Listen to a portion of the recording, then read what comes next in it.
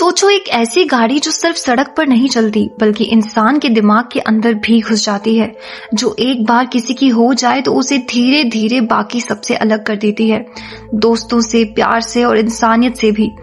1983 की cult horror thriller movie Christine एक simple car की कहानी नहीं है बल्कि एक जिंदा शैतान की है जो लोहे के शरीर में कैद है। जब एक सीधा साधा और अकेला लड़का एक पुरानी सी प्लेमोथ फरी कार खरीदता है तब उसे बिल्कुल अंदाजा नहीं होता कि ये गाड़ी उसकी किस्मत बदलने नहीं बल्कि उसकी पूरी जिंदगी को कंट्रोल करने वाली है। जैसे जैसे कार रिपेयर होती जाती है वैसे वैसे लड़का बदलता जाता है, उसका कॉन्फिडेंस बढ़ता है, लेकिन साथ ही उसके अंदर एक अंधेरा भी पैदा होता जाता है। और फिर शुरू होता है खून, बदला और दर्द का वो सिलसिला जहां जो भी क्रिस्टीन के और उसके मालिक के बीच आने की कोशिश करता तो वो जिंदा नहीं बच पाता। कहानी की शुरुआत 1957 में होती है जहां एक कार फैक्ट्री के अंदर कई नई गाड़ियां तैयार की जा रही होती हैं, लेकिन उनमें से एक लाल रंग की गाड़ी कुछ अलग ही लगती है। उसी गाड़ी पर एक मैकेनिक काम कर रहा होता है। जब वह इंजन चेक कर रहा था तभी अचानक गाड़ी का बोनेट अपने आप बहुत तेजी से बंद हो जाता है और मैकेनिक का हाथ बुरी तरह कुचल जाता है। उसे तुरंत अस्पताल ले जाया जाता है। उसके बाद एक दूसरा मैकेनिक उस गाड़ी के अंदर जाकर काम करने लगता है। काम करते हुए वह सिगार पी रहा होता है और उसकी सिगार की राख सीट पर गिर जाती है। वह उस राख को वहीं छोड़ देता है और बिना ध्यान दिए अपना काम करता रहता है। उसे बिल्कुल भी अंदाजा नहीं होता कि यही छोटी सी लापरवाही उसकी जान ले लेगी। कुछ घंटों बाद फैक्ट्री का काम खत्म हो जाता है और सारे वर्कर घर जाने लगते हैं। तभी सुपरवाइजर की नजर उस लाल गाड़ी पर पड़ती है जिसकी हेडलाइट अभी भी जल रही होती है। वह गाड़ी के पास जाता है और जैसे ही दरवाजा खोलता है अंदर से उसी सिगार पीने वाले मैकेनिक की लाश बाहर मिल जाती है। अब कहानी 21 साल आगे बढ़ती है और हमें 1978 का वक्त दिखाया जाता है जहां हम डेनिस गिल्डर नाम के एक स्टूडेंट को देखते हैं जो अपनी कार में बैठकर अपने दोस्त अर्नी कनिंगम के घर पहुंचता है। अर्नी एक सीधा साधा पढ़ाकू और शर्मीला लड़का होता है। डेनिस उससे बिल्कुल उल्टा, कॉन्फिडेंट और स्पोर्टी। आज उनके कॉलेज का पहला दिन होता है। कॉलेज पहुंचकर दोनों अपने अपने लॉकर खोलते हैं। तभी एक नई लड़की कॉलेज में एंट्री करती है। उसका नाम ली होता है। उसकी खूबसूरती देखते ही स्कूल के ज्यादातर लड़के उसे घूरते ही रह जाते हैं। डेनिस भी उसे देखते ही उस पर फिदा हो जाता है। लंच टाइम के दौरान डेनिस अपने दोस्त अर्नी का इंतजार कर रहा होता है, लेकिन काफी देर तक अर्नी दिखाई नहीं देता। परेशान होकर डेनिस उसे ढूंढने निकलता है। तभी वह देखता है कि स्कूल का एक बदमाश लड़का बडी रिपर्टन अपने दोस्तों के साथ अर्नी को घेर कर परेशान कर रहा है। बडी अर्नी का लंच बॉक्स छीन लेता है और उसे चाकू दिखाकर धमकाने लगता है। डेनिस बीच बचाव करने की कोशिश करता है, लेकिन बडी लंच बॉक्स जमीन पर फेंक देता है और अर्नी को उसी पर गिरा देता है। अर्नी का चश्मा नीचे गिर जाता है और बडी उसे अपने जूते से कुचलकर तोड़ देता है। बडी और अपनी गैंग अर्नी की हालत पर जोर जोर से हंसते लगते हैं। तभी डेनिस को गुस्सा आ जाता है और वह अचानक बडी पर हमला कर देता है। बडी की पूरी गैंग डेनिस को घेर लेती है, लेकिन तभी एक टीचर आकर लड़ाई रुकवा देती है। टीचर पूछताछ करता है तो अर्नी बताता है कि बडी ने उसे चाकू से धमकाया था। बडी उससे इनकार कर देता है। तब टीचर उसे जेब खाली करने को कहता है और उसी जेब से वही चाकू निकल जाता है और इसलिए बडी को कॉलेज से रेस्टिकेट किया जाता है। कॉलेज के बाद जब डेनिस और अर्नी घर लौट रहे होते हैं तभी अर्नी की नजर सड़क किनारे खड़ी एक पुरानी लाल कार पर पड़ती है। वह अचानक डेनिस को गाड़ी रोकने के लिए कहता है। पास जाकर देखने पर पता चलता है कि वो कार पूरी तरह जंग लगी हुई है, टूटी फूटी और खटारा हालत में है। लेकिन अर्नी को उस गाड़ी को देखने के बाद से ऐसा लगता है जैसे उसका उस कार से काफी पुराना रिश्ता है, इसलिए वह उस गाड़ी से काफी अट्रैक्ट हो जाता है। यह वही कार होती है जिसे हमने कहानी की शुरुआत में फैक्ट्री के अंदर देखा था।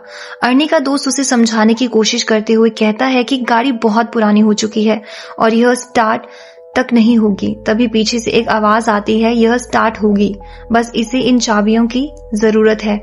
यह और कोई नहीं गाड़ी का मालिक था। वह बताता है कि इस गाड़ी का नाम क्रिस्टीन है और यह उसके भाई की कार थी जिसकी कुछ हफ्ते पहले ही मौत हो गई थी। जॉर्ज इस गाड़ी से छुटकारा पाना चाहता था, इसलिए वह इसे सिर्फ $250 में बेचने को तैयार हो जाता है। डेनिस अर्नी को समझाने की कोशिश करता है कि इतनी खराब गाड़ी पर पैसे बर्बाद मत कर, लेकिन अर्नी बिना ज्यादा सोचे समझे उसी वक्त क्रिस्टीन को खरीद लेता है। शाम को जब अर्नी घर पहुंचता है और उसके माता पिता को गाड़ी के बारे में बताता है तो उसकी माँ बहुत नाराज हो जाती है। वह साफ कह देती है कि यह गाड़ी इस घर में नहीं रहेगी, लेकिन अर्नी उनकी बात मानने से मना कर देता है। वो उनकी बात मानने को तैयार नहीं होता क्योंकि उसे गाड़ी से काफी ज्यादा लगाव हो चुका था। वह उसके लिए अपने माँ बाप तक को छोड़ने के लिए तैयार था। आखिरकार अर्नी डेनिस के साथ क्रिस्टीन को एक गैराज में लेकर जाता है जहाँ गैराज का मालिक विल डार्नेल मिलता है, जो स्वभाव से बहुत सख्त और बदतमीज होता है। पहले तो वह गाड़ी रखने से मना कर देता है, लेकिन अर्नी बार बार विनती करता है, इसलिए आखिरकार डार्नेल मान जाता है और क्रिस्टीन को गैराज में रखने देता है। फिर दोनों घर की ओर निकलते हैं।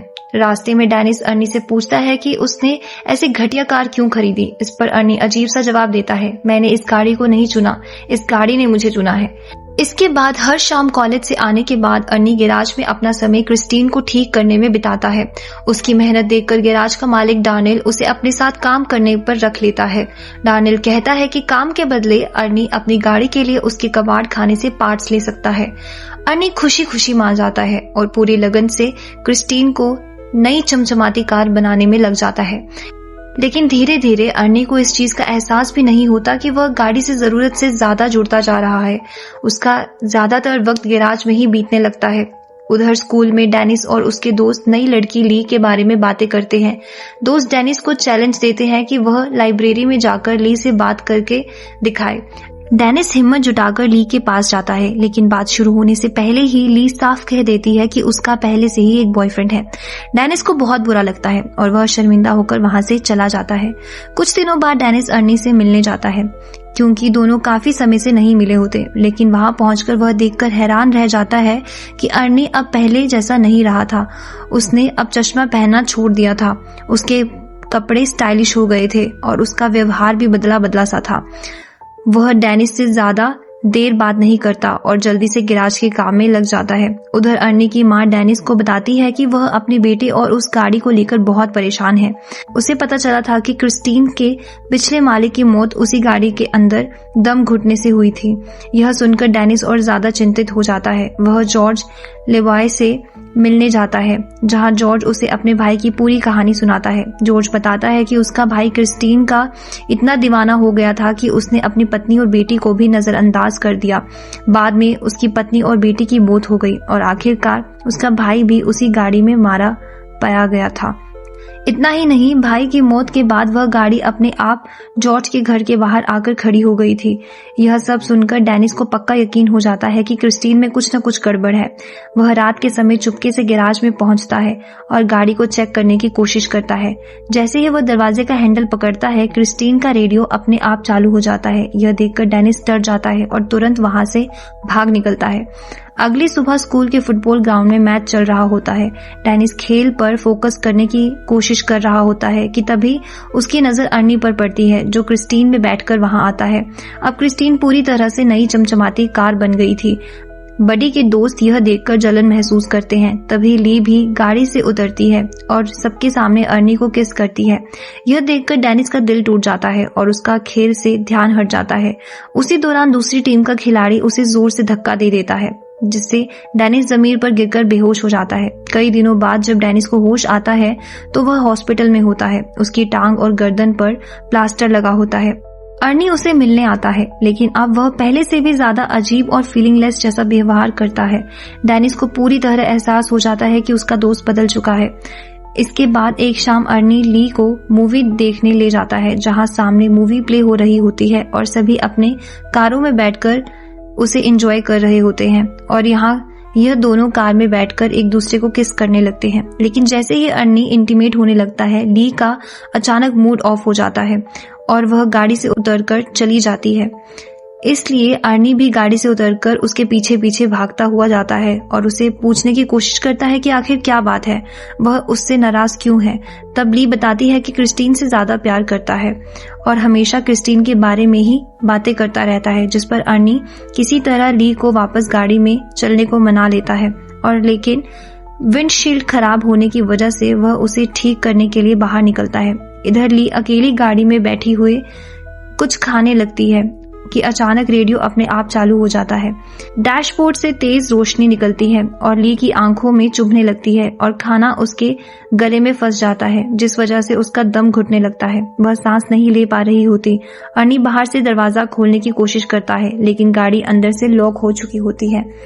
ऐन वक्त पर ली दरवाजा खोलने में कामयाब हो जाती है और पास खड़ा एक आदमी उसकी मदद कर देता है, लेकिन अर्नी को गलतफहमी हो जाती है कि वह आदमी ली के साथ जबरदस्ती करने की कोशिश कर रहा था, लेकिन वह आदमी नीचे गले में फंसा खाना बाहर निकालने की कोशिश कर रहा था, जिसमें वह कामयाब हो जाता है और ली बच जाती है। इसके बाद अर्नी ली को घर छोड़ देता है। ली साफ कह देती है कि वह अब उसके साथ उस गाड़ी में कभी नहीं जाएगी, क्योंकि उसे यकीन हो गया था कि क्रिस्टीन ने उसे मारने की कोशिश की है। अर्नी यह सब ली का वह मानकर बात को टाल देता है और गाड़ी में बैठते ही वह क्रिस्टीन से कहता है कि वह हमेशा सिर्फ उसी से प्यार करेगा। यह कहते ही गाड़ी अपने आप स्टार्ट हो जाती है और फिर वो उसे गैराज में ले जाकर पार्क करता है। उसी रात बड़ी और उसके दोस्त गैराज में घुसकर क्रिस्टीन को पूरी तरह तबाह कर देते हैं। अगली सुबह जब अर्नी ली के साथ गैराज पहुंचता है तो देखता है कि क्रिस्टीन पूरी तरह टूटकर बर्बाद हो चुकी थी। बॉडी पर गहरे डेंट, शीशे टूटे हुए, टायर फटे हुए और पूरा इंजन खराब कर दिया गया था। यह सब देखकर अर्नी अंदर से पूरी तरह टूट जाता है। उसे लगता है कि किसी ने उसकी जिंदगी का सबसे कीमती हिस्सा उससे छीन लिया है। ली भी यह सब देखकर हैरानी से पूछती है कि क्रिस्टीन की ऐसी हालत किसने की, लेकिन अर्नी बिना कुछ सुने उसी पर शक करने लगता है और अपना सारा गुस्सा उस पर निकालकर गुस्से में आग बबूला हो जाता है और उसे वहां से चले जाने के लिए कहता है। बाद में अर्नी अपने घर जाकर अपनी माँ और पिता को सारी बात बताता है। उसके माता पिता उसे समझाते हैं कि वह सिर्फ एक गाड़ी है और वे उसे दूसरी नई कार दिला देंगे, लेकिन यह सुनकर अर्नी और भड़क जाता है। उसे लगता है कि बाकी उनकी तरह उसके माँ बाप भी उसे क्रिस्टीन से दूर करने की कोशिश कर रहे हैं।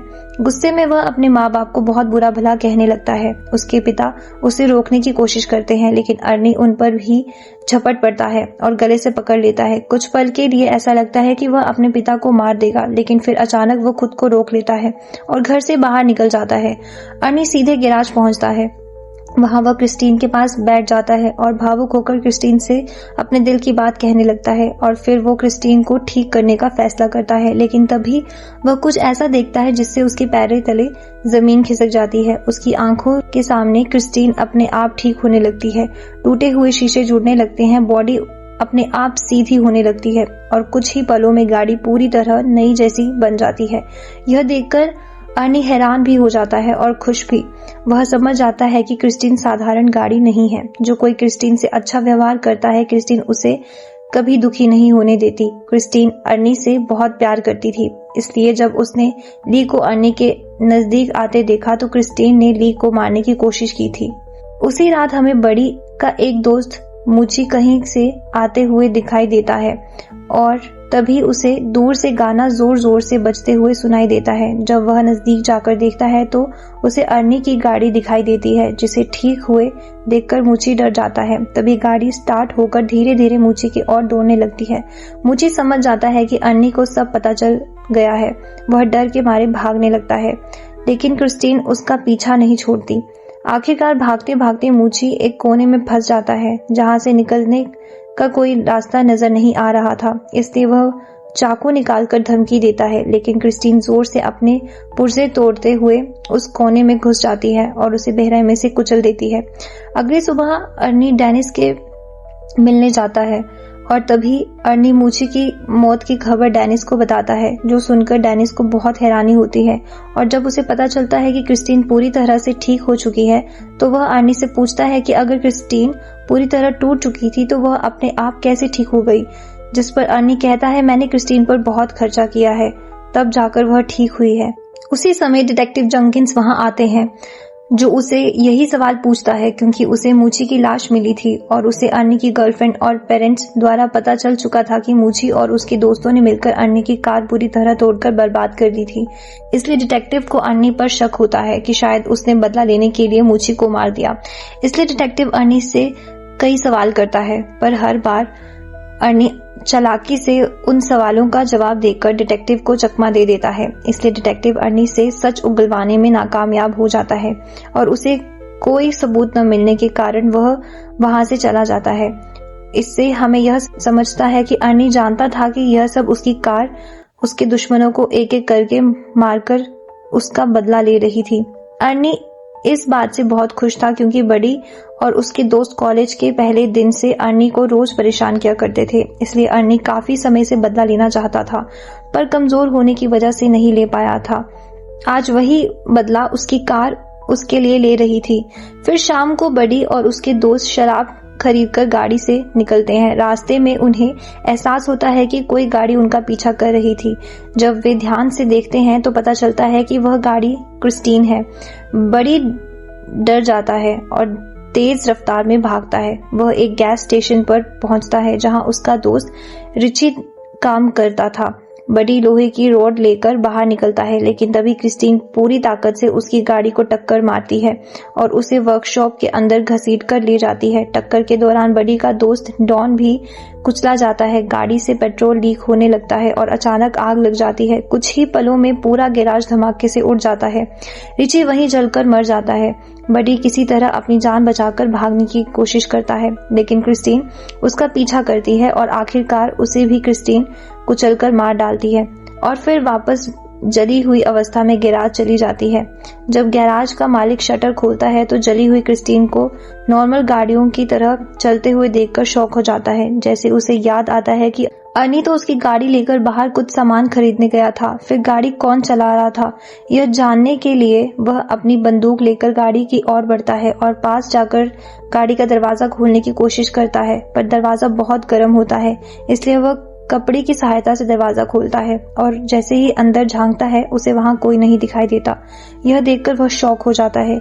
आजू बाजू जब जगह ढूंढने पर भी जब कोई नहीं दिखता तो आखिरकार थक हार कर वह गाड़ी में ही बैठ जाता है, लेकिन यह उसकी आखिरी गलती साबित होती है। दरवाजे अपने आप लॉक हो जाते हैं और क्रिस्टीन सीट को आगे धकेलकर उसे मार डालती है। अगली सुबह अर्नी जब गैराज पहुंचता है तो वहीं पुलिस की गाड़ियां खड़ी होती हैं। डिटेक्टिव जंकिंस उसे बताता है कि गैराज के मालिक की लाश उसकी गाड़ी के अंदर मिली है। अर्नी बाहर से अनजान बनता है, लेकिन अंदर ही अंदर वह जानता था कि यह सब क्रिस्टीन ने किया है, क्योंकि गाड़ी एक बार फिर चमचमाती हालत में खड़ी थी। कुछ समय बाद डेनिस हॉस्पिटल से घर लौट आता है।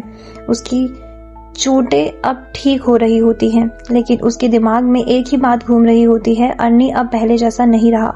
उसी दौरान ली उसे फोन करके मिलने बुलाती है। जब दोनों मिलते हैं तो ली साफ शब्द में डेनिस को बताती है कि क्रिस्टीन ने अर्नी के दिमाग पर पूरी तरह कब्जा कर लिया है। अब अर्नी हर वक्त उसी गाड़ी के बारे में सोचता है और अजीब अजीब हरकतें कर रहा है। डेनिस पहले यकीन नहीं कर पाता, लेकिन जितना ज्यादा वह सोचता है उतना ही उसे लगने लगता है कि कुछ बहुत गलत हो रहा है।